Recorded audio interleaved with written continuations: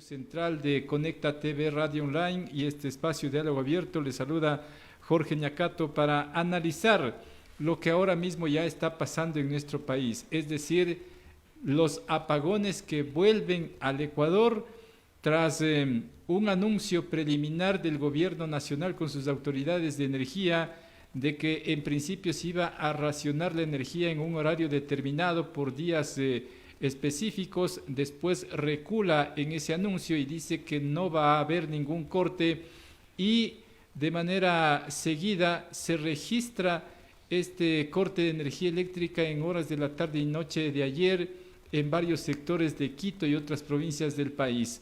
¿Cuál es su lectura frente a este escenario que tenemos ahora mismo hablando en materia energética? Marco, le escuchamos, por favor, adelante. Muy buenos días con todos, muchas gracias. Sí, la situación del sector eléctrico realmente nos ha venido preocupando ya desde tiempo atrás, porque hemos visto cómo se ha estado desarrollando la política energética de este gobierno y del anterior.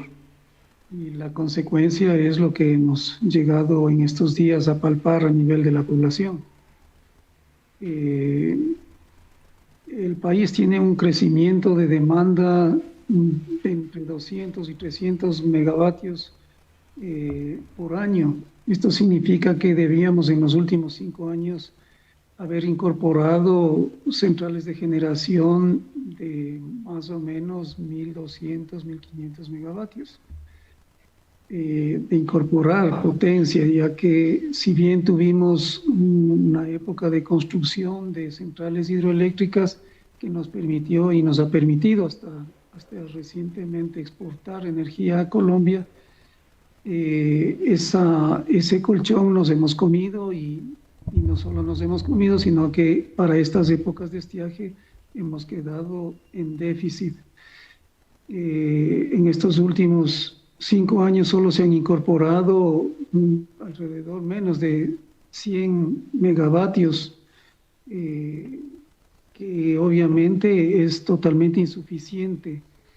Eso junto a la falta de mantenimiento de las centrales térmicas que debían estar prestas como energía disponible, tampoco esto ha sido desarrollado, este mantenimiento, y muchas de estas centrales se han encontrado fuera de operación. Recientemente, ante la venida de esta emergencia, algo se ha tratado de irlas incorporando al parque generador del país, pero es insuficiente. Asociado ahora de que Colombia, por sus necesidades y sus características, no puede, ya nos había advertido desde el año pasado mismo que en el estiaje de este año no iba a poder proveernos del total de los 450 megavatios que tiene la capacidad de la conexión con Colombia. No se tomó las debidas precauciones y obviamente no es que por culpa de Colombia no tengamos este déficit. El país debe tener su autonomía y para ciertas instancias debe, digamos, estar previsto la interconexión y el suministro desde Colombia. Marco, lo que usted manifiesta en el tema que tiene que ver con la energía eléctrica que nos aporta la hermana República de Colombia, según el gobierno nacional, no habría mayores problemas en la medida de que ese contrato que se tiene con Colombia se respetaría y se pagaría, si no estoy equivocado, 3 millones de dólares diarios, lo que sumaría semanalmente alrededor de 20 millones diarios con esta compra de energía a Colombia. Y por otro lado se anuncia también la compra de energía a Perú, más la puesta en marcha del parque termoeléctrico. A Colombia, que en este año se ha estado inclusive exportando a Colombia energía, también está en función de la disponibilidad que el Ecuador tenga para exportar a Colombia. Esto también se lo hace en función cuando no existe escasez en la producción, se lo hace por asuntos económicos, o sea, cuando es más rentable importar o exportar la energía. Pero ahora estamos en otra situación. La situación es la falta de energía, de generación de energía. Entonces ahí ya pasamos a otras condiciones en las cuales solo si Colombia dispone de su energía podrá otorgarnos. La capacidad total son 450 megavatios. Ahora, estamos en la capacidad como Ecuador, Marco, de no tener el aporte de Colombia, pero sí por la parte de la energía termoeléctrica, estamos en capacidad de un momento al otro generar energía termoeléctrica cuando usted mismo ha puntualizado en principio de que no se ha hecho los mantenimientos necesarios y que ahora a última hora lo ponemos a operar y además se advierte compras por emergencia que podrían tener algunas irregularidades, Marco.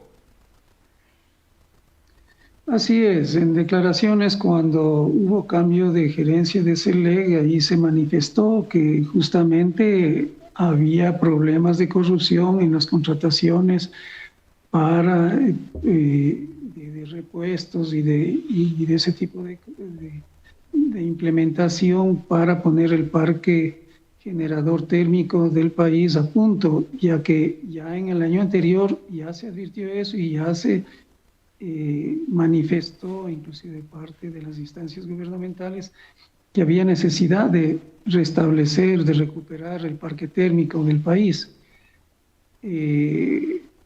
Eso se lo ha hecho muy parcialmente durante este año y hay mucho del parque térmico que está sin lograrse incorporar todavía a que contribuya a la energía del país.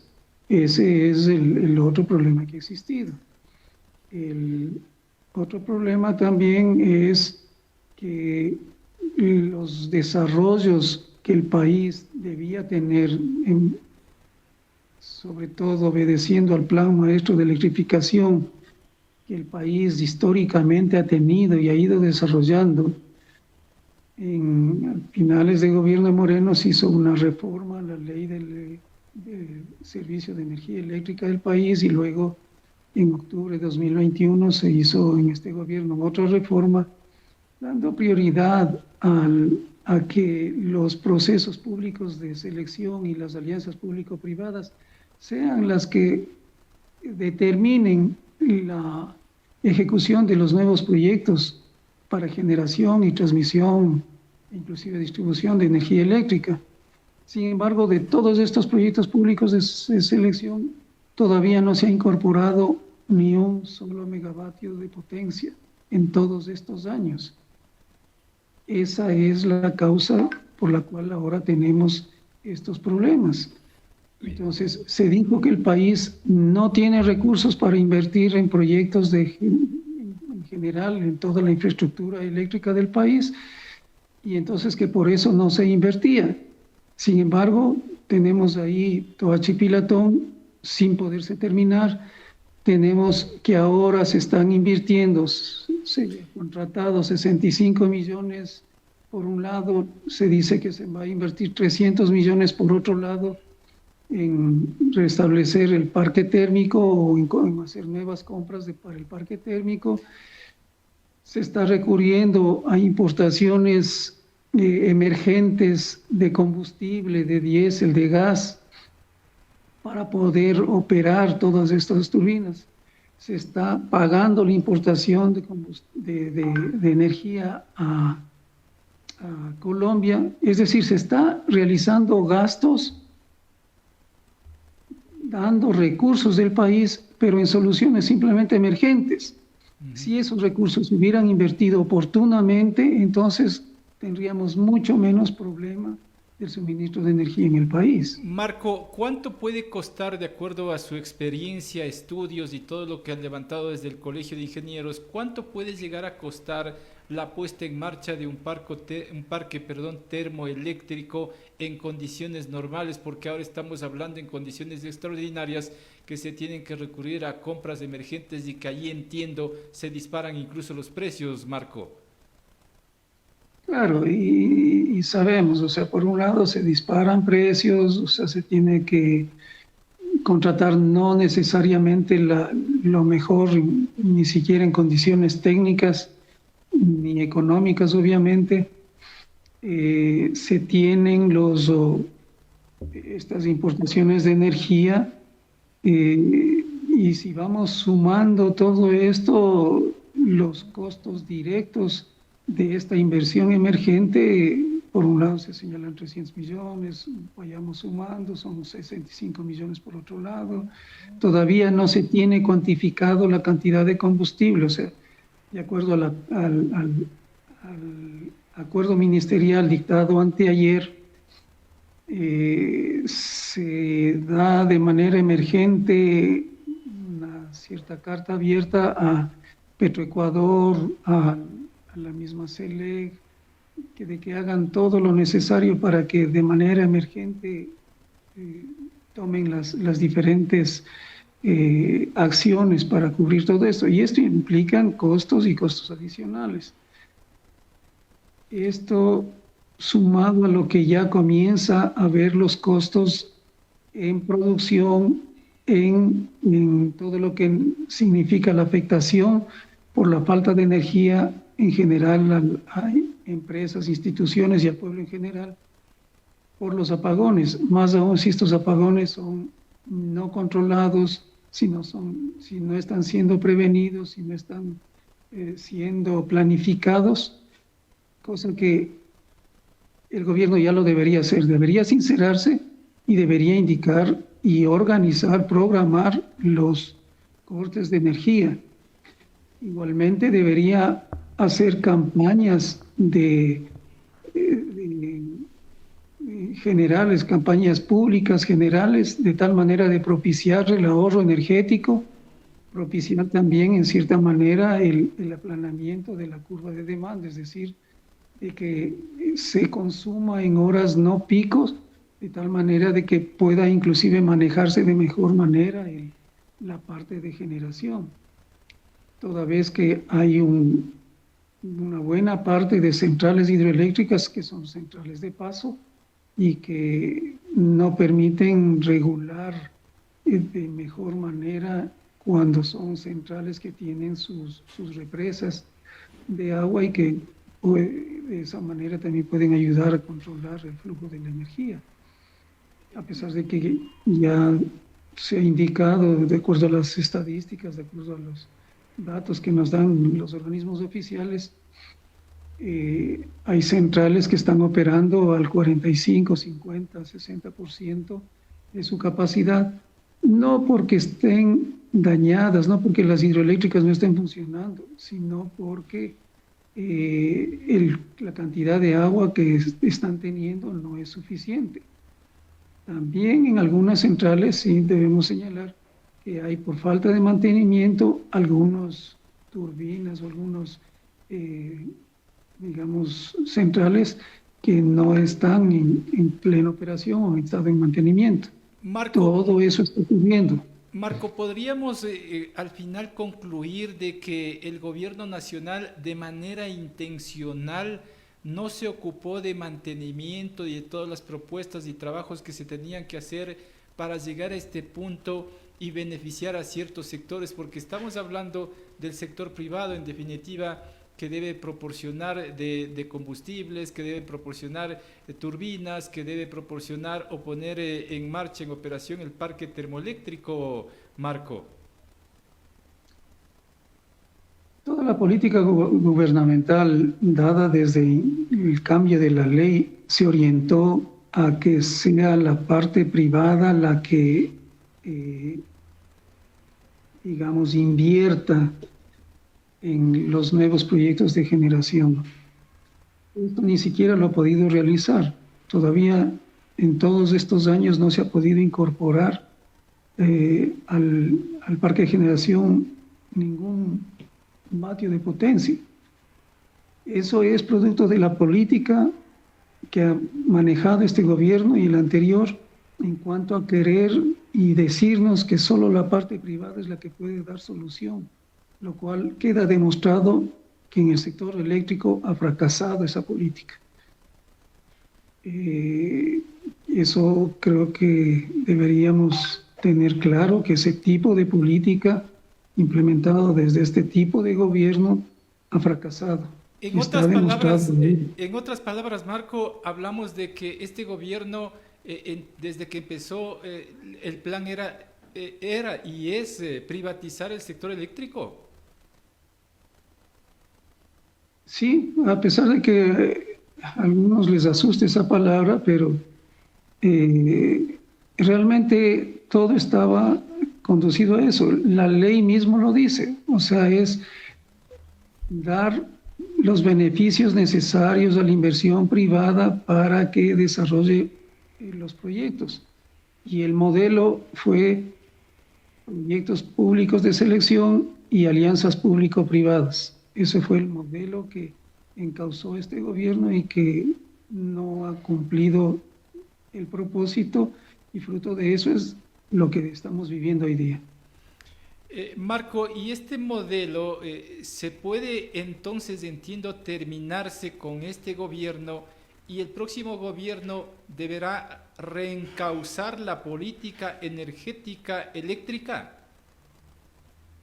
Nosotros creemos y venimos insistiendo desde el Colegio de Ingenieros Eléctricos y Electrónicos de Pichincha y del Ecuador que primero debe reinstitucionalizarse el sector eléctrico. Debe existir un ministerio de electricidad y energías renovables, como ya lo fue antes. Debe estructurarse y nuevamente reencauzarse el plan maestro de electrificación, de tal manera de que se retome lo que el país comenzó a desarrollar plenamente y por eso tuvo capacidad de exportación. Los proyectos realizados han estado funcionando y tienen el potencial, pero si no se sigue incorporando lo que estaba y lo que está previsto, añadido lógicamente a las nuevas tecnologías, nuevos desarrollos a nivel mundial, que son las energías que se dieron en llamar no convencionales, como la solar, la eólica, la geotermia, de los cuales el país también es muy rico potencialmente, también se debe explotar, pero el país ya llegó a tener 94% de energías renovables dentro de su parque generador como ningún otro país, como pocos países lo tienen a nivel mundial.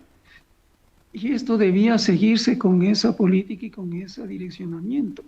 Se interrumpió y ojalá llegue un gobierno, ahora que estamos entrando a elecciones, veamos un gobierno que tenga ese tipo de políticas y no lo contrario. Habría que también pensar en la construcción de nuevas centrales hidroeléctricas pequeñas, medianas y grandes en nuestro país también, Marco. Así es, o sea, no se descarta ninguno de los tipos de proyectos que el país tiene potencialmente. O sea, hay proyectos como el Santiago, que son proyectos grandes, que son más grandes que el Coca-Cola Sinclair, pero también hay un sinnúmero de proyectos que son de alrededor de 10, 50, 100 megavatios, que también aportan tanto los hidroeléctricos, que preponderantemente deberían desarrollarse los que están en la cuenca del Pacífico, ya que esa cuenca es complementaria de alguna manera con la cuenca del Oriente, donde tenemos la mayor parte actual de proyectos hidroeléctricos.